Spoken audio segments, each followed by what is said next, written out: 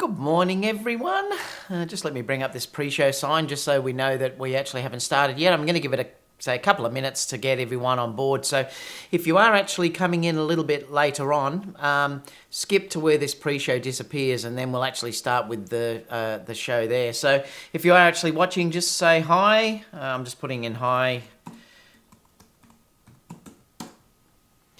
Another lovely day down here in Melbourne. Not sure what I've got planned today. Actually, I've got another big shoot planned for Sunday. We're going out to the, well, I suppose you could say into the bush, or we sort of call it bush, which is like forest. And there's an old home there that we're going to actually be shooting in. I'm going to be trying a number of different things. So stay tuned for that as well. I did the shoot with the Profoto A1 yesterday, and I'm going to talk about that shortly when we go off this pre-show. So I'm excited to talk to you about how that went. And I also shot with the Canon Mark IV and the 70-200 2.8 lens yesterday with the Profoto, as well as using it with the Sony actually. So I'm going to talk about that as we go through this live show as well. So like I said, I'll give it a couple of minutes. If you have any questions, leave them down in the questions. Hi Dave, how you going? Hi Oreo, Vic's here as well. So nice for everyone to say hi. Hi David, how are you? I'm going to bring our questions up too. We'll have a true question time a little bit later on where you can ask questions. So we'll go back over that a little bit later as well. So we can go through the whole thing. Stuart's here as well. I'm just having my morning coffee. What time is it here? It's 11 o'clock in the morning here. Richard's just popped in as well. So we're all starting to come in, which is great, guys. Nice of you to all pop in. Got some interesting news and rumours to share with you this morning, which I thought might be interesting. There's a couple of big things with the A9 too that I want to talk to you about. G'day, I'm DeBrown. How you going? How you going, Tony? Good to see you here. I'm not sure whether you noticed the shoot. I posted a couple of live ones yesterday talking about when I went around Melbourne.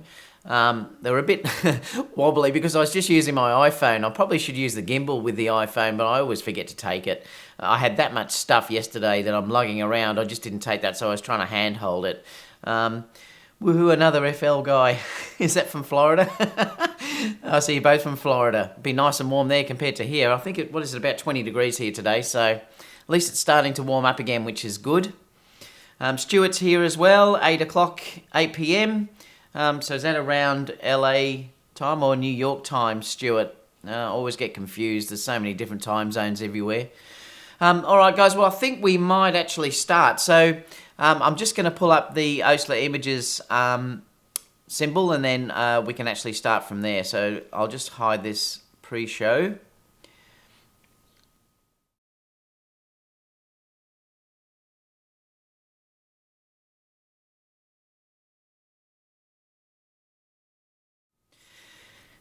G'day everyone, another beautiful day here down in Melbourne. We're actually finally into spring, which is really good for a change. The weather's actually warmed up a little bit now.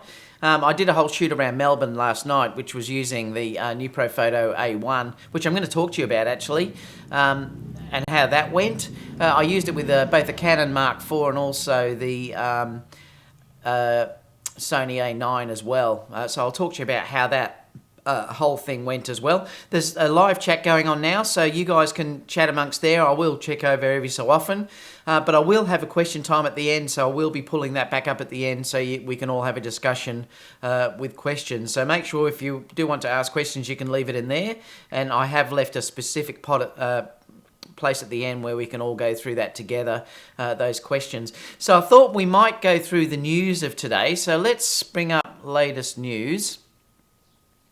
Because I want to talk to you about some things that have been going on. Now, I found this morning on most of the news this morning's from Sony Alpha Rumours actually, but I found this. Now, I'm not certain whether this relates to well, just tripods or what that they're going to do, because I don't quite understand how Manfrotto are going to have a special relationship with Sony. Whether they're going to start releasing more devices that fit the size of the Sony, because I've noticed a lot of the actual tripod, I'm using the Arca Swiss adapters, and a lot of those Arca Swiss adapters are quite big for, on say, something like the A6 500. I have now bought new ones which are sort of half the size, which match that A6 500 perfectly. But whether now this means that because they're having this collaboration between Manfrotto and Sony, that they're going to start releasing stuff that is more sized around the Sony cameras. So it's going to be interesting to see what they say. So this was announced just this morning. Again, I'll put the links down below so you can have a look and read these articles, because I don't want to go through them in too much detail, because you can read them yourself. But it is an agreement between them, and they're saying here that a full range will include new Manfrotto and Gyatso tripods, plates, photo and video heads that are targeted at professionals who demand utmost quality and high performance. So in other words, they're saying this is going to happen in 2018. So it looks like they're going to make some particular devices that fit the Sony camera. So it might be quite exciting. So I can't really wait to see what they actually come up with. So let me know what you think about that. Let me know how many of you use the Manfrotto, or whether you're using Arca Swiss, or the other traditional mounting plates for video, stuff like that. Like I said, I've made it a standard for myself that I'm using Arca Swiss for everything. I just like the way that that works, and it's also very small rather than the bigger Manfrotto plates. But let me know in the comments and stuff whether you think that's going to be an interesting thing. The next one here is, this was just posted this morning, so I thought some of you might be interested about it.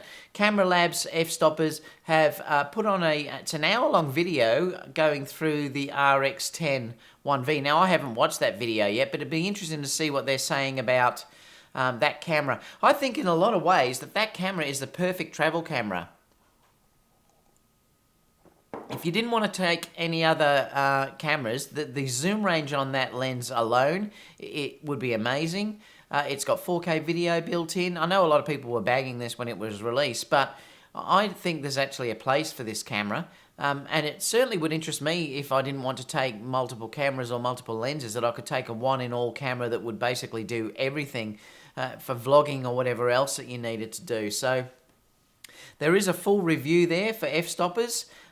So again, I'll leave that in the link down below so you can discuss that with me as well. Another one too, and this does interest me actually. I wouldn't mind to try this lens sometime. This is now in stock for the first time via B&H Photo. Everything I've read about this lens says it's a lovely lens to use. And since I've been using the GH5 with the Voitlander, I used that yesterday. Stay tuned for some of the video footage of that. I did some night footage with it, because I think you're going to be surprised how good that is. I'd love to also get some Voitlanders for the Sony cameras. They're just beautiful to use. And like I said, I've mentioned to you before that I really do like using the manual focus lenses and primes, and this could be a really good option for a good prime lens. They're saying it's $849 US, so it's not cheap, but I think probably the design would be really nice to use. It is a manual aperture ring, and it can also be declicked looking at that as well. It goes from f2 to f22, so it's reasonably nice and fast for a wide-angle lens as well. So that could be something in the future that I'd like to try. Let me know too, guys, whether you would like to sort of have a prime wide lens like this, or whether you'd be more interested in, say, the 12 to 35 zoom lens that came out. The only problem is I think that's an f4, isn't it? Whereas this one's an f2. So if you were dealing with very low light, if you were shooting stars, for instance, this could be a really good lens to use for that as well. But yeah, I really would like a nice fast prime lens for my Sony cameras. So I may consider something like this eventually. I wouldn't mind to go to a lens, and I think it probably is manual focus. It doesn't say, but I'm sure it would be. Yeah, manual focus design. And again, now that I'm using the GH5 a fair bit for video and stuff, and getting more and more used to doing manual focus, I don't mind doing the manual focus at all. And because this one isn't probably fly-by-wire, it probably is a really beautiful lens to focus on your Sony cameras. So that's another thing that really interests me as well. I am doing more and more manual focus with my Sony cameras when I'm filming weddings and stuff, just to stop the occasional hunting or grabbing the wrong person. And if I'm walking on a gimbal, I like to sort of often set the focus on manual. I did some last night where I was actually following two girls and I wanted them to walk, and I was sort of taking a closer shot of their hair, and when I went on to autofocus, occasionally it was slipping off and going somewhere else, whereas if I had this type of lens, I could just set it on manual and then just shoot away. So it's an interesting thing as well. So I may look at that in the future. I'm going to skip this next one because I want to show you Voitlander have also released one. Now this would be a beautiful lens apparently. This is also an f2 lens. It's a 65mm. They're saying that it has spectacular performance. Now, from reading this article, they're actually saying that it's sharper than the Sony 90, and the Sony 90mm macro is an incredibly sharp lens. They're saying here that the Sony 90 macro is 1700 CYPH, and it's compare that to the 23,000 CPH of this lens. So it looks like it's a super sharp lens. And having used the Voitlander now on the GH5, I love that lens. That's now one of my favorite lenses to use. It's incredible. I love the feel of it. The focus is just beautiful on it. It's just that retro feel, and it feels so nice in your hands that I wouldn't mind to try one of these for the Sony cameras as well. The only thing is I'd have to justify the cost because it is pretty expensive, and you're sort of, for a 65mm focal length, which is a bit of a strange focal length to use, but I'd love to try it just to give that a go. And that's available now for $1,059 US. Another thing again, this is an interesting rumor that they're saying, this is Sony Alpha Rumors are saying that there could be a surprising Sony camera released. Now they're not saying what that is because they don't know, but they're saying it's obviously a surprise. It's saying these seems to be some camera. It seems to be some camera that is coming out that is not part of the usual A7 or the A6000 range and so on, and it may be the first of a new line. So this is an interesting rumor. It hasn't even got an SR rating yet, I don't think. But it's interesting to think that what type of camera could they be coming out with? It might be the another full frame camera, perhaps. It may even be a I'm trying to think of the name. Isn't it funny? I've gone blank. Medium format. It may even be a medium format Sony camera. So it's going to be interesting to see what they actually come out with. But that's just another rumor that came out. Now, I wanted to go back to this because this really did interest me, that there's a new Sony A9 firmware update that came out. I only just did this morning. The funny thing was, when I read this firmware update, I thought, oh, there's not much in that for me, and I hadn't even bothered updating it. But I got an actual email this morning. Is it still here? Let me just see if I can find it. I think I deleted it, but I'll be able to find it for you. Let me just see. Where was it? I've had so many emails sent to me this morning. Let me just see if I can find it for you.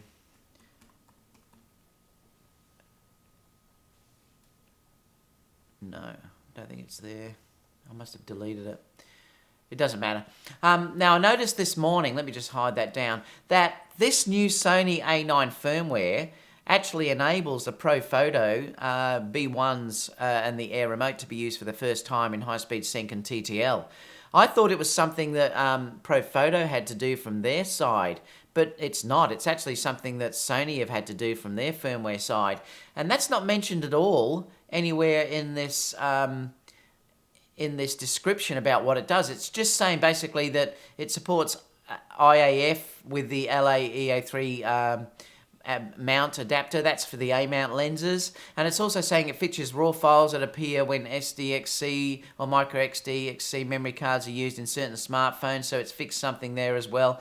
And it says there that it improves image quality and overall stability of the camera. And they're saying it's not clear what that improves the image quality means, so we're going to have to wait and see. I've only updated it this morning because I got an email from Profoto to say that it now has enabled that TTL and HSS to be able to be used from the Sony A9 now. Previous to that, it could only be used in the A7 series and the A7R2 series. So this is a massive update if you're dealing with Profoto. I know not many of you are dealing with Profoto, but it is a massive update for me, particularly, and it wasn't listed, and I just got that email this morning about that from Profoto. So I did update it, and I just tested it, and it's now all working fine. So it's just amazing. Now, I wanted to talk to you about the A1 that I used yesterday. Let me just switch this back up. Because I'm going to show you basically the actual unit itself. So this is the A1 unit. If I turn it on, basically you can see how the whole thing works. I used this with multiple cameras, well, 2 cameras yesterday. I used it with the Canon Mark IV and the 70-200 2.8 lens. I used that for quite a bit because I wanted to make sure that I could use it on camera to try actually how it worked. So this was used on camera on the Canon. I can't use this on the Sony yet on camera, but you can use it off camera with the Air remote, and that's what I did. So I also used it on the Sony camera off camera, and it worked fantastic. It worked amazingly well on the Canon, and I'll show you some images in a few minutes that you can have a look at. It worked amazingly well on the Canon camera, and it was flawless off camera on the Sony. Now, they're going to release, this is the Canon version, there's a Nikon version coming out later this year, and there's also a Sony version of this is going to be released in early 2018. But I love the actual attachments because what they are, they're just like, they're like Magmod attachments. This is a diffuser, so you can just clip it on, and it just locks on with a magnet. This is also a diffusing dome that you can just pop on. Now you also get these adapters as well. I didn't have them last night because it's not available yet, but there's also some of these that are going to have the color gels on them, so you can do it for incandescent light, etc. So they'll just pop on like that. And you can just keep building these up. This is like a reflector that you can use if you're bouncing off the wall, and it will still have light popping in through the front. So it's really well made. I mean, it feels beautiful in your hand. I can control multiple lights with this, and I did that last night. I was actually controlling this and also my B1s off camera.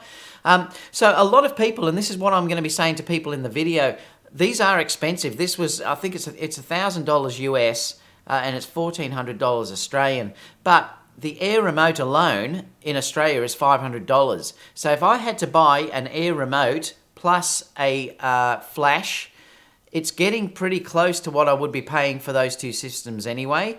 But I have to tell you, after using it last night, I wasn't sure how much I'd love it. This is amazing. I actually had working continuously in fast shutter speed on the Canon, and it was keeping up with it on full power and no stopping, no overheating, and it would just go bang, bang, bang, bang, bang, bang, and it would fire every single time, and every shot I took was consistent. It was just incredible.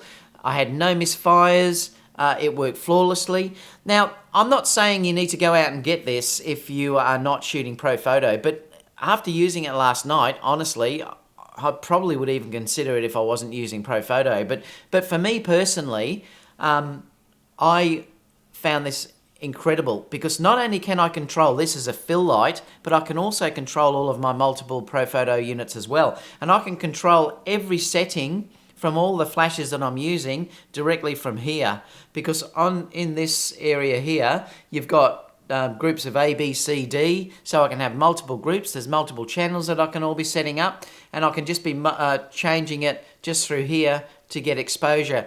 It worked with TTL amazingly. I just did the initial shots in TTL, and then I switched over to manual, so nothing would change, and that's just by flicking the switch on the side. A couple of spots last night, it was very, very dark, and you'll see that when I release the video, but it was really dark. But the beauty is I can have this as a light to light up for focusing. You can even shoot off it if you wanted to, but it's a great light that I can just turn on to get focus on the image. But yeah, it worked amazingly. Now the battery itself is just this little unit. Now, I think you can buy a separate battery for $90 if you want to, but I shot the whole of last night. I think I ended up taking around 600 images, 700 images, and it was probably only, I think there was about half the battery left. So the battery is really good on this, and I'd love to shoot weddings with this, because the interesting thing is, it like I said, it keeps up. I even tried it with the Sony. Now that's only 5 frames per second, but it was banging off 5 frames per second, no issue. And I have trouble if I'm doing that with my Sony flashes that I'm using, the high-end Sony flashes, whereas this just went bang, bang, bang. But what I'm going to do, and bring up some questions, guys, because I'd love you to know what you think about this, but I've changed my thinking about it. I absolutely loved it. But let's have a look at some of the images. Now, what I'm going to show you is these are raw. They're straight out of the camera. I was incredibly impressed with how soft the light actually is from this flash. Now, these were on camera. Some were off, and I'll tell you the ones that were off camera. Now, these have had no editing done on them, though, so these are just straight from the camera from yesterday. But you can see this was on the Canon using the 70-200. So this is not Sony. Some were Sony later on that I'll show you though. So these were directly on camera. And I was actually quite surprised. Excuse me. I have to have a drink.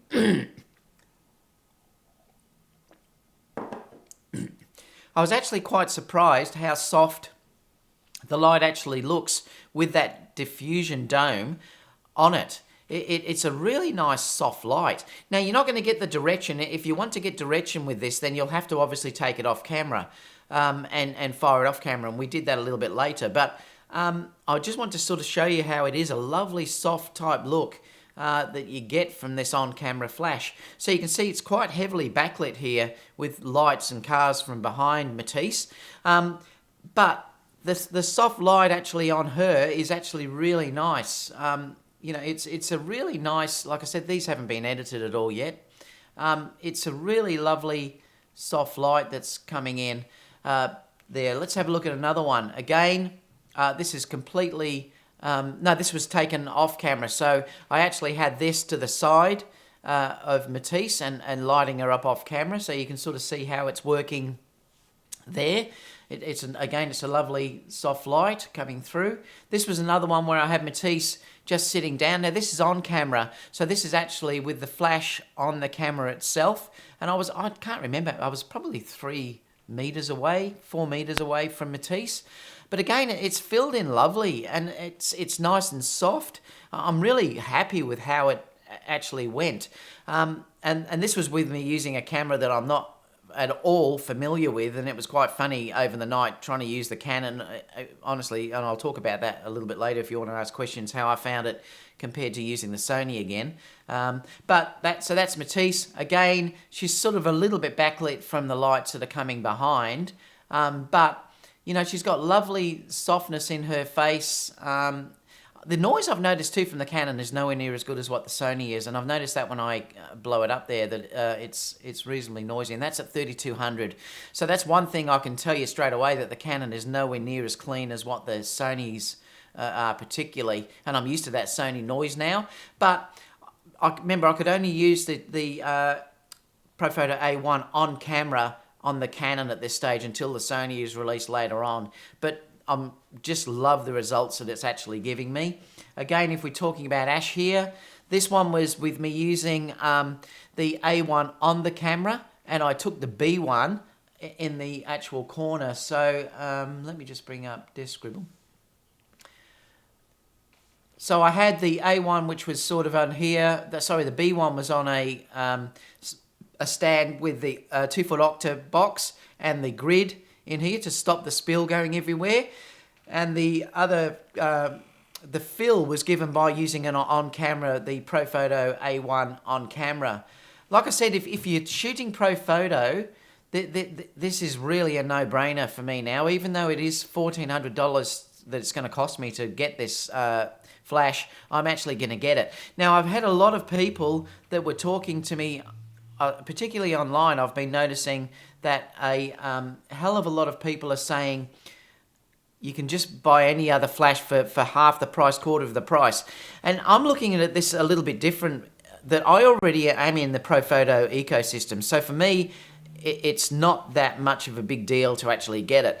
And when people start to say and start to bag gear that's a lot more expensive, I do find it a little bit silly in a lot of ways, because if you relate it, for instance, to driving to a destination, you can be in a Ferrari and you can also be in a Ford. You will still get to that destination the same time, but obviously one of the cars you're driving a Ferrari, and it is much nicer to be driving that Ferrari. They will both get to the place at the same time. So you shouldn't always bag gear that is more expensive. If you can afford that gear, then obviously there shouldn't be any issue with going to get it. But immediately people will start to say, yeah, Profoto are way overpriced and everything else.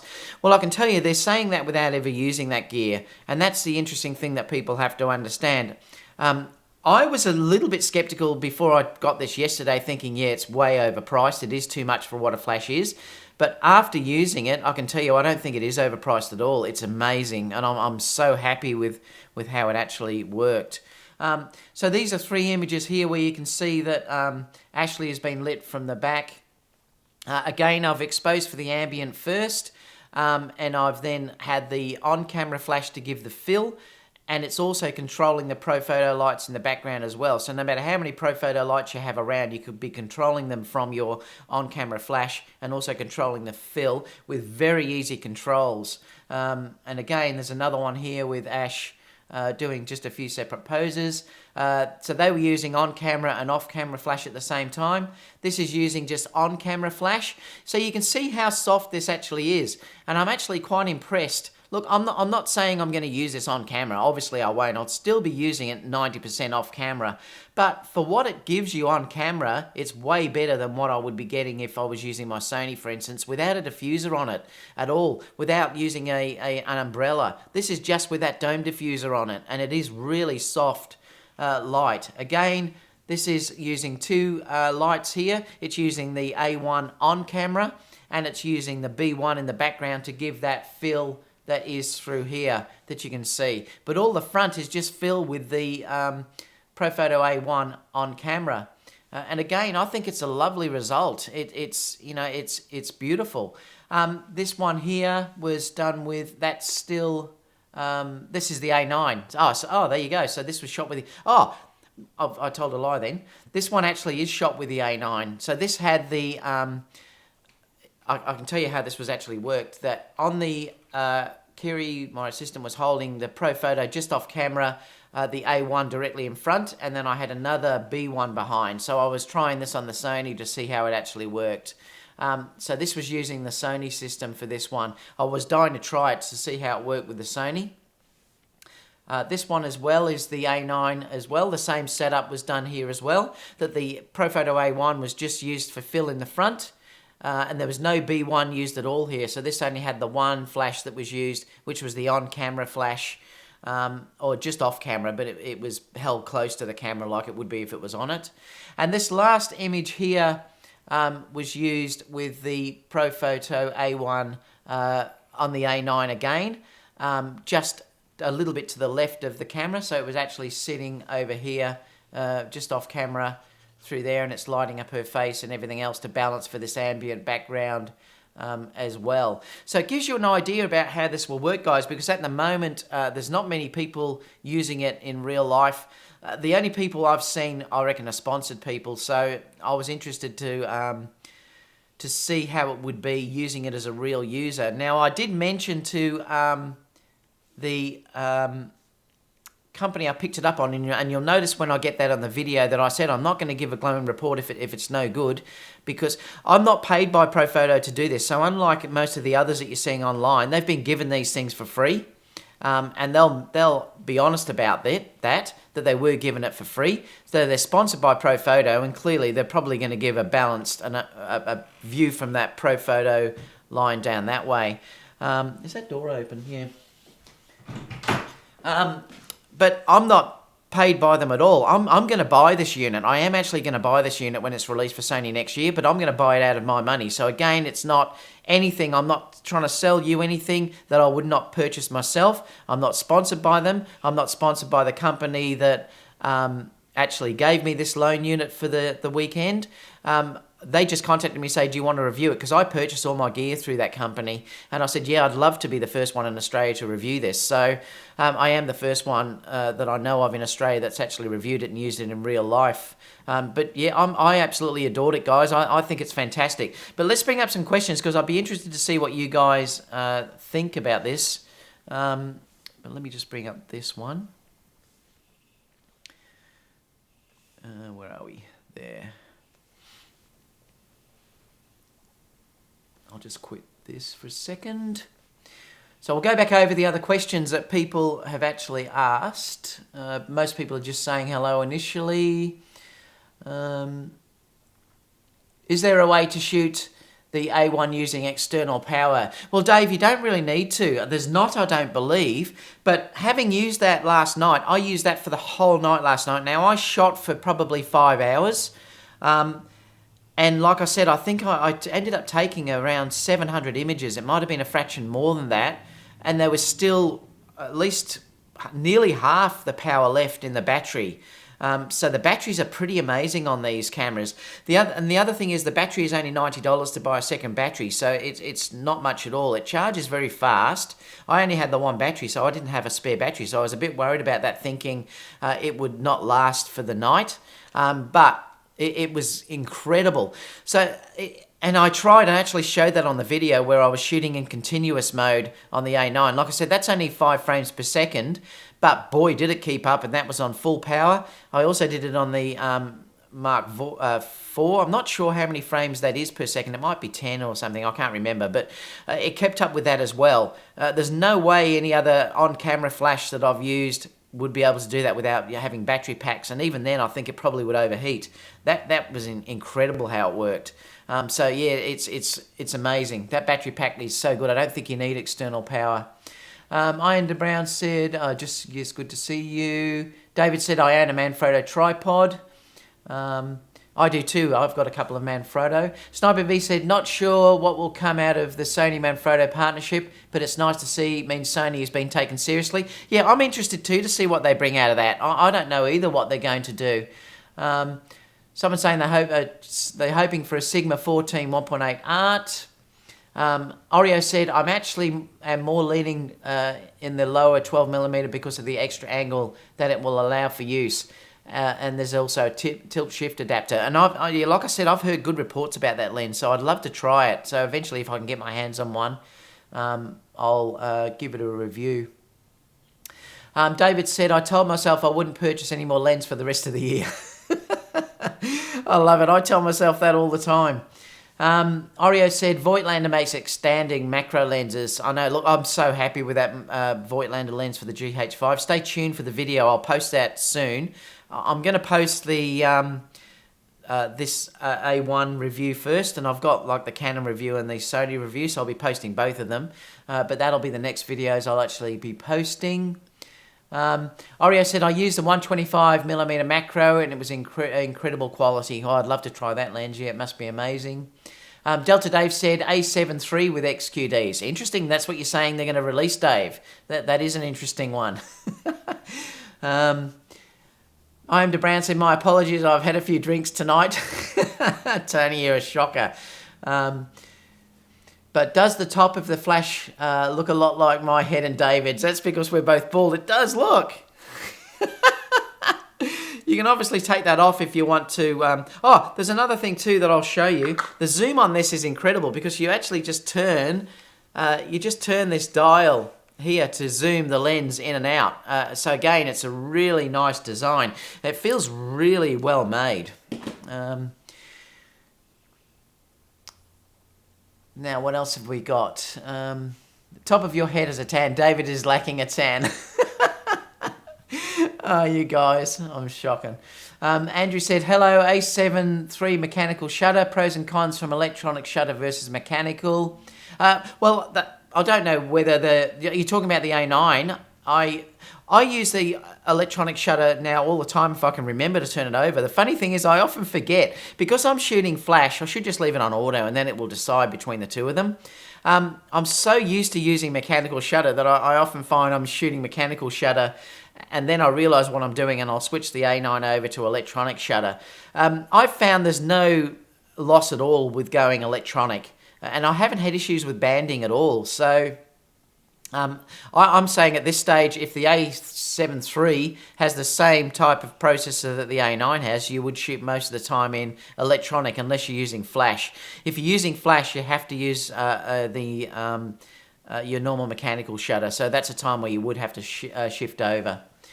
What else have we got? Delta Dave said that my goal for 2018, flush all my cheap Godox, newer flashes, interfit crap, and migrating over Profoto, lean and mean. And you know what, Dave? Look, honestly, that flash, the T1, I know people are going to comment on the review when I do it. They're going to say it's way overpriced or whatever, but they're people that haven't used it.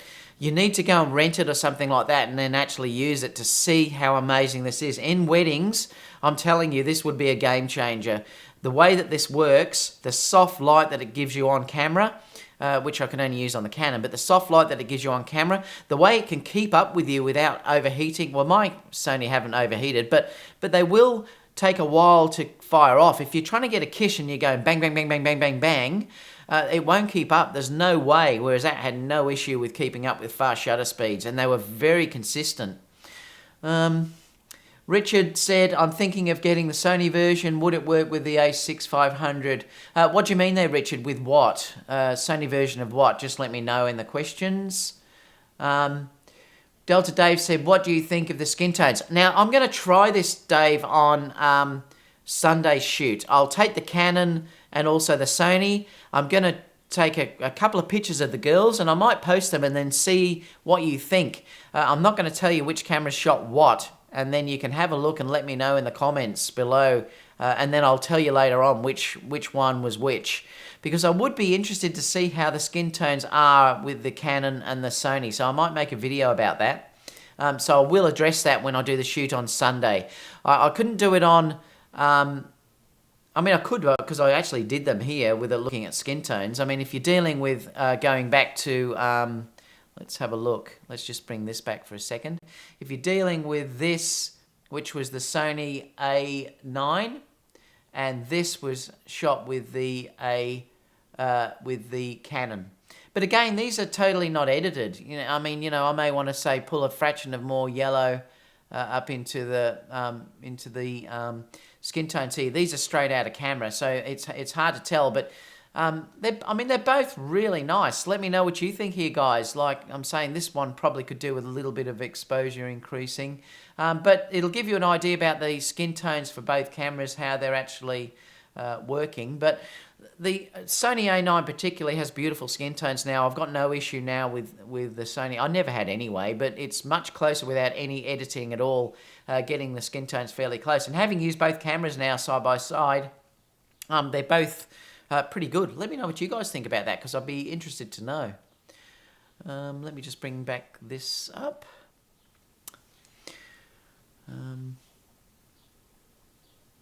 What else have we got?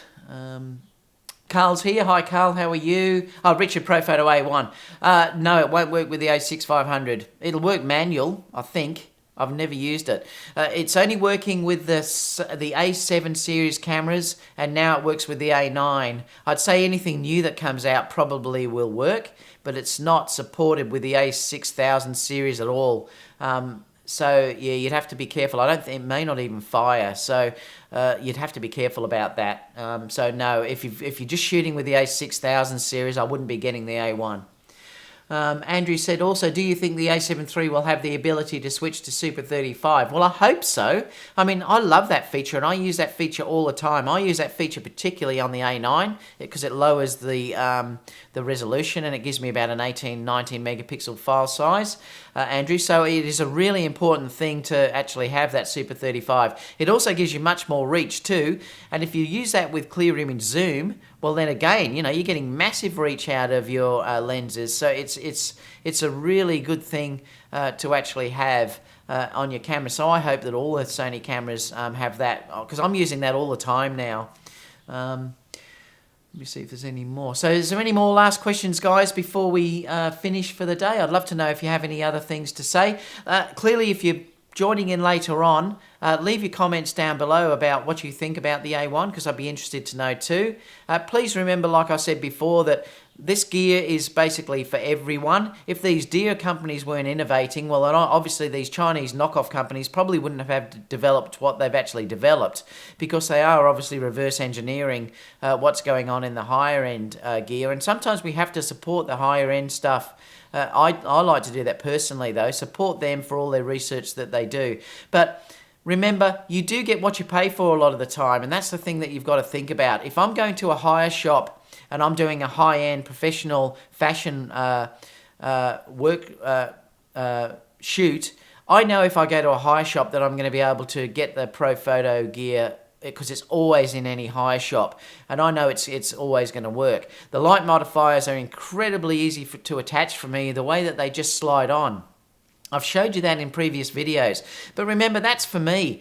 If you find that's not what you want, there's nothing wrong with Godox, and you're still going to get the same result. Like I said to you, if you were driving in the Ferrari, that was a scenario that I gave you there. They're just different markets. But like I said, I don't get any money at all from Profoto if you don't buy Profoto. I'm just telling it from the way I see it, that I just love the way that gear works. But clearly, there's no way I'd recommend you all to go out and borrow money to buy Profoto gear, because it is expensive. But if you can afford it, I do think it's worth it. What else said? David said, it's impressive, just too rich for me at the moment. That's right, David. You have to, like I said, don't do anything if you can't afford it. Because it is expensive stuff. Be a working professional before you go out and start to, splurge on all this stuff, because it is very dear. Delta Dave said, will the A1 work with the A99 too? I don't think it will. I think it's only supported on the A7 series and the A9, Dave. So I don't think that will work with the A99 too at all. It may work in manual though, because I was using last night, I didn't even use a Sony the Air remote last night. I used the Nikon remote, and it fired the A1 perfectly. So if you can use any standard Nikon Air remote, Profoto Air remote flash modifier on the top of your camera, and it will fire the camera, it'll work fine, but only in manual. The only way you can get TTL and HSS is to use the A7 series or the A9. Jagdeep's popped in from Toronto. Hi mate, how are you? Vic said, do you think Sigma will release Sony A-mount lenses? I don't think they probably will, Vic, now. They probably would have earlier, but I've got a feeling now they're just going to support the FE mounts. They're just going to have to make a decision on whether they think it will be worthwhile, but I'd be surprised if they do release any Sony A-mount art lenses now. I just don't think the market's there. I'm not saying it's a great system, but I think they're just going to go for where the market is. Andrew said, last question. It's all right, Andrew, fire away. What would prevent it from not having Super 35 option in A7 III? Well, nothing really. It just depends on whether Sony allows it or not. They might keep that for the more video-centric cameras. So they may just say, we're not going to offer Super 35. It's only going to be in the video cameras. Just like they haven't given the S-Log in the A9. And I was hoping that was going to come with that firmware update, but they didn't release it. So it may not come now. I'm starting to think that Sony may not release that now. But I'm just happy now that Profoto have got it's working now with the A9, because that was driving me nuts that I can only use the A7R3 for that. But I don't think S-Log's going to come. What else? Tony said, it just would be great if they did, yeah. Godox equals 0 customer support, customer service. And I've never dealt with it, Dave, so I wouldn't know. But I have heard from even down here that you have issues with these Chinese companies to get the things serviced and fixed.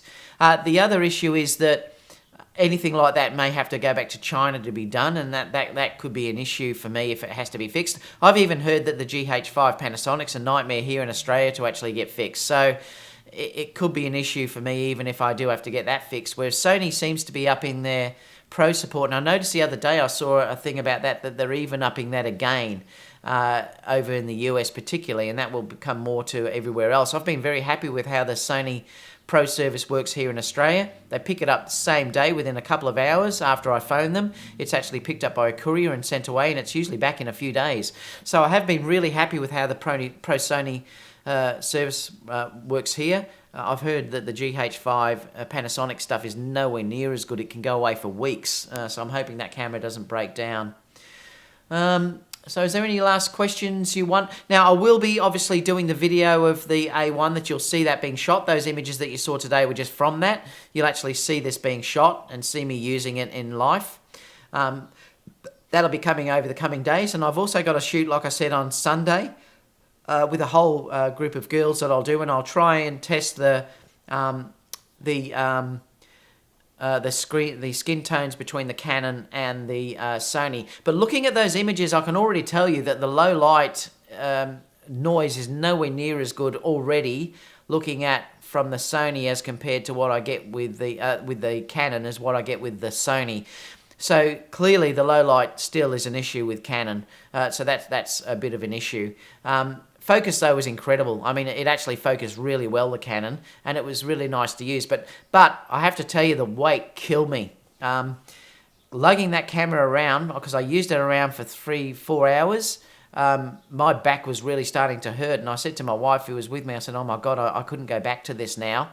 And I kept going to use the EVF all the time, and it was really frustrating to go back to that aspect, to not have that EVF there anymore. And I really don't think people from Canon and Nikon really understand what they're missing until you've used and gone over to Sony to see how much better that they actually work. But as a camera it was great. The Canon was flawless in using it. The live view on the back of the screen worked really well, actually, and I was surprised how well that actually worked. The focus was terrific, and the images look really nice. Like I said, it's just the noise is nowhere near as good as what I'm getting from my Sony gear. Delta Dave said, yeah, Profoto has excellent customer service. Stuart said, did you upgrade to High Sierra? Yes, I have. No issues yet. So I have upgraded it. I upgraded on the day it was released. Was that yesterday or the day before? I can't remember. Time goes so fast. But yeah, I have upgraded. No issues yet. Oreo said, Profoto is top, but Godox is good because it allows people on a small budget to make photography. Exactly. You're exactly right, Oreo. You buy what you can afford, because if you go into debt to do it, you're going to hate what you're doing, because, you know, once you've bought it and then you're starting to pay those bills, the novelty wear off, and then you're going to be starting to think, oh my God, I shouldn't have done it. Never go into debt, really, I think, to keep your photography business going. Just do what you can with cash. Get jobs going, build up cash, and then purchase from there. Like I said, for me personally, I'm definitely going to buy that light. That is incredible. I won't buy two. I'd love to. I couldn't afford it, but I'll definitely be buying one. It'll make weddings so much easier. Gabrielle said, got here late. What was the surprising announcement? Well, we don't know. That's what I'm saying. It was just something on Rumours saying that there's going to be a surprising announcement, but they're saying it wasn't going to be an A7 series or an A6000 series. So I'm wondering whether it might be some other full frame camera or something like that that's announced. We're not sure. David said, yeah, that's what he's just saying. Yeah, so we he's going to drop it during today's podcast. I love it. I wish. So any last questions, guys, before we finish? Otherwise, I'm off going to get a coffee and some lunch. It'll be the end of today. I will bring up some live things, I think, from the shoot that I'm doing the other day. If you'd like me to test anything between the Canon and the Sony, let me know. Leave them in the comment boxes down below. Not here, because I'll forget as soon as I've drop this, but if you have anything that you'd like me to test, leave that down below, because I'll try and test it on Sunday for you, because it'd be interesting to actually test. The only thing that I can't do, though, is that the lens is the 70-200 2.8 on the Canon, and the Sony, I've got the f4, so I can't do like for like, but I could shoot at f4. But having said that, guys, it's definitely made my mind up that I do not want to get the GM 2.8, because carrying that lens around last night was horrible. And I suppose the GM version is probably pretty similar to that. The weight killed me, and I just now like shooting light. And to put the f4 70-200 on the camera is so nice to use and so light, and it's still sharp. It just doesn't have 2.8. But with the high ISO now of your cameras, I'm just happy with the f4 version. It's definitely made my mind up that I don't want to get the GM 2.8 version, because that would be a similar weight. Hope it's an A9R. Could be, you never know. It might be. I mean, you never know. All right, guys, I'm going to call it an end to the day. We've been going nearly an hour, I think. So have a great evening, all you guys in the US and Europe. Enjoy the rest of your day if you are actually from Australia. Stay tuned for the video that I will post coming up in the coming days for the A1 review, because I'd love to know what you'd like. But yeah, we'll just see what you think about it when it's released. Leave any questions down below, and obviously if you haven't subscribed, please subscribe. And I'm nearly 6,000 subscribers, so I really want to thank you guys for following me and supporting me through this journey. Remember, I just want to be honest with you guys, and I'm not sponsored by anyone, so I'm just going to tell the truth to you from my perspective as a paying customer, rather than a customer that's been given this gear, like most people that are showing the Profoto A1 at this stage have just been given that gear. I'm not coming from that background, so yeah. All right, so have a great day, guys, and I'll see you all again soon for the next video. Bye for now.